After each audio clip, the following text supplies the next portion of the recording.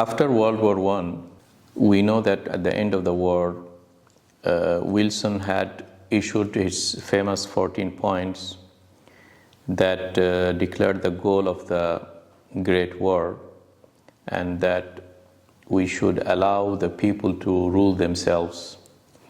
And the League of Nations and the idea of human rights and giving the people the opportunity to govern themselves.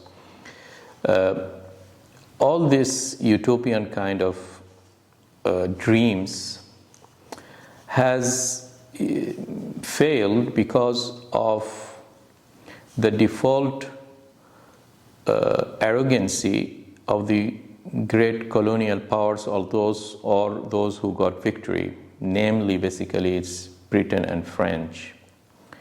So they didn't like this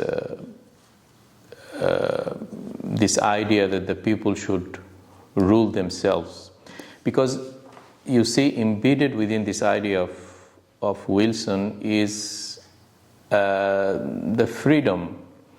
And Britain and French knew very well that if we have given freedom to the people of Middle East, they will not prefer, or they will never want British and French to rule over them. They would love to be attached to an Islamic force, Islamic power, like the Ottomans. So, but at the same time, they cannot reject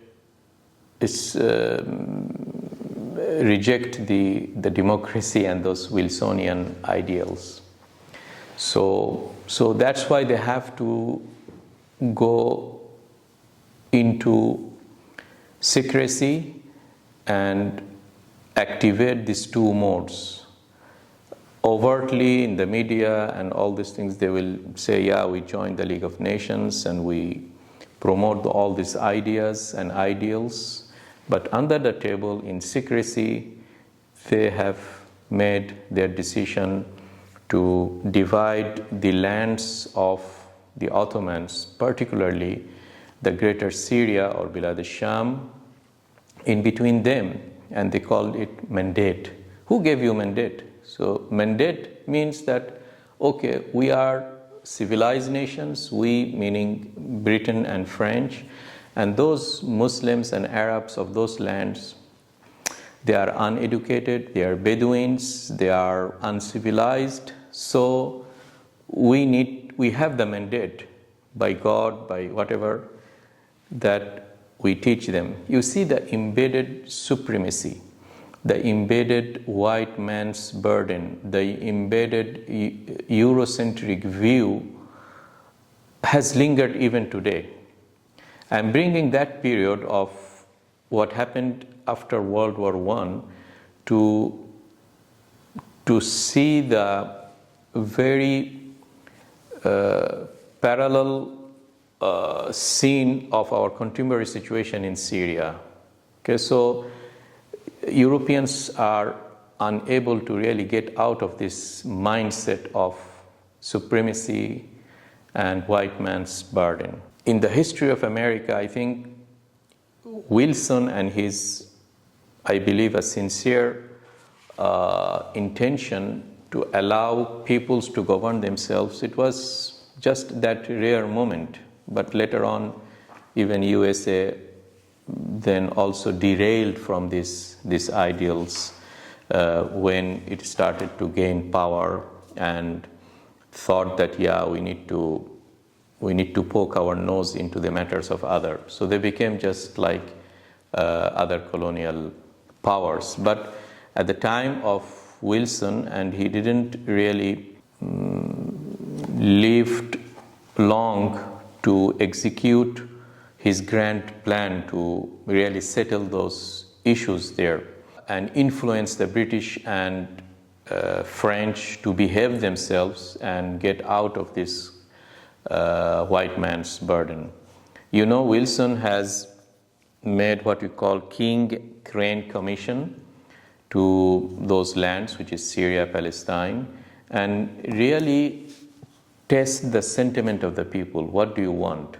What King and Crane came back to Wilson was really astonishing. It's really amazing that to see that the majority of the people, and hence the democracy, if you respect the opinion of the people, the majority wanted something very similar to what the people of Gaza wanted in 2005 when they ran democracy. Very similar to what the people of Egypt wanted when they elected Morsi. Very similar to when you ask the Syrians today, they will say that, yeah, we want something like Jolani. Very similar to the ambition of all of the nations, that they don't want a white man mustering and with this arrogance trying to poke their nose into their internal matters. Nobody wants that.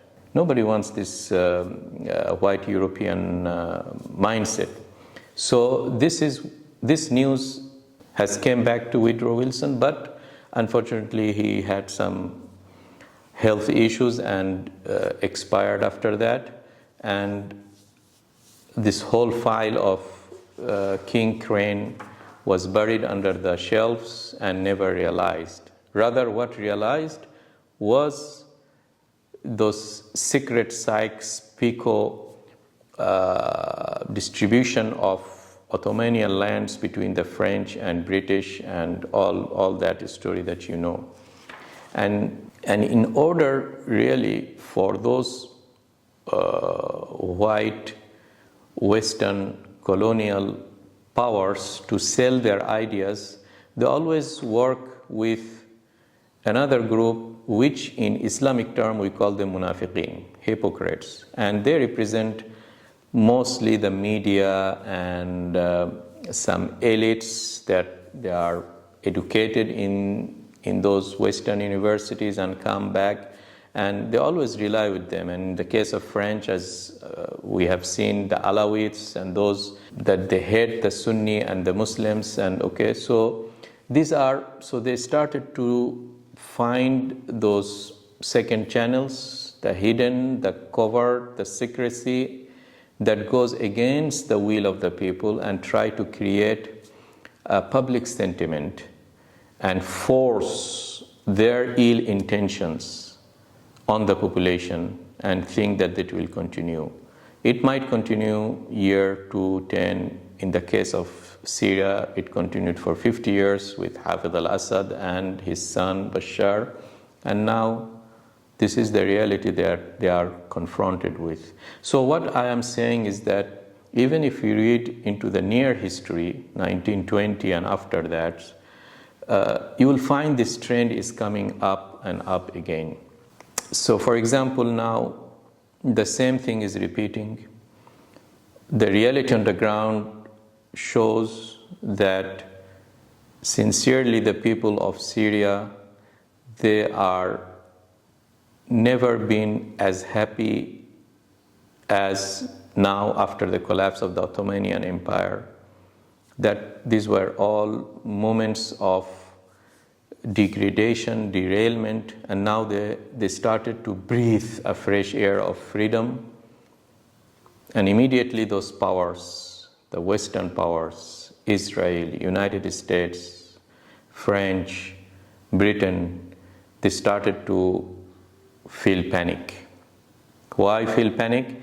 Because now the democracy works. Now the will of the people started to pop up. So they started to fear. And they started to use their card as usual, the media and the munafiqeen, as I said, to just try to create a panic mode, which is fictitious. It never exists. And one of the tools they use is women. And we have seen this script being played in Afghanistan, Taliban, oppression of the woman, as if, I would say to the Western that if your house is built of glass, please don't try to throw stones to others, because you are fragile. We know the oppression of women. We know the Me Too movement. We know how women are objectified as a sexual objects in Hollywood, and increasingly they have passed that period, and now they are going to one level further with the LGBTQ and the destruction of the family. And so please don't try to give us lecture on human rights and the rights of women. And we saw it, I mean, I was watching the other day the interview of BBC with Jolani or Ahmed al-Sharar, and among these big geopolitical issues and serious matters, the interviewer never failed to bring these small issues, that when a woman not wearing any scarf tried to take a photo with Ahmed al-Sharar, he politely said that, can you just cover your hair? And that lady, that girl herself, came up to the media and very clearly mentioned that I never felt any kind of offense. Rather, I respected this polite request from Ahmed al-Sharar to wear these things, because I felt that he's like a father who has sincerely asked her daughter to maintain her, to wish good for her. Okay? So what I'm saying is that population of Syria, as the population of Gaza, as the population of Bangladesh, as the population of Africa, they are smart enough to rule themselves. Don't try to play the card of white man's burden, and we are bringing civilization, and they cannot rule themselves. They can rule themselves much better than when the Americans or the British or the French come and poke their nose. And they are the root cause of all the problems that we see. Never they are the cause of any solution, rather they are the cause of the problems. And if you dig deeper and analyze, this is the situation. Recently I was reading this book by Elizabeth Thompson. It's called How the West Stole Democracy from the Arabs. And I'm just still in the first pages, but this is very evident. I mean, the Lawrence of Arabia, the 1962 blockbuster movie, Lawrence of Arabia, if you see that, it really plays this script of white man's burden. I mean, Lawrence de Arabia is the typical figure of a blue-eyed European who is sincerely willing to teach the Arab who are Bedouin on the camels, wearing all this dirty dress and with beards. And so these are stereotypes of being backwarded, Muslims, they don't know how to manage themselves. Okay, and then this Lawrence of Arabia with his blue eyes, white man, he is bringing light to them. Very similar to what Kipling was showing in the Mowgli and his Jungle Book, and this population, they are just a bunch of monkeys, and Mowgli, with his ability to carry the light. Okay, you see all these motifs is very clear here, and they're trying to play it through media, through movies, through everything. So I think we now, Muslims, the indigenous population of the land, whether it's in Bangladesh or in Syria or in Palestine, we need to really be aware of this kind of attitude, which is repeated once and twice and everywhere, but still a group of us allowed ourselves to be hypnotized and brainwashed by this kind of propaganda. So let's pay attention. I think what we have seen in Syria and before that in Gaza, it just shows how creative is the mind of those people. From nothing they could grow up. Just look at the people of the Gaza and the miracle they have made. All these factories of weapons, and many of them, they recycle the explosives and the bombs and the shells that the Israelis has poured over them, and they take it under the ground and they recycle it, refurbish it, and send it back to Tel Aviv and other places. Look at their geniusness and their mind. And the Syrian, you have seen that when they have migrated to Europe or Turkey, they are really a power. They are really geniuses. They have the innovative ideas. They are the doctors. They are the engineers. They have all this creativity, which in the last 50 years, Bashar al-Assad and his father, they try to suppress them. So now they are coming back and they can build civilization. They can return really to the glory of the past. May Allah subhanahu wa ta'ala guide us. Wassalamu alaikum wa rahmatullahi wa barakatuh.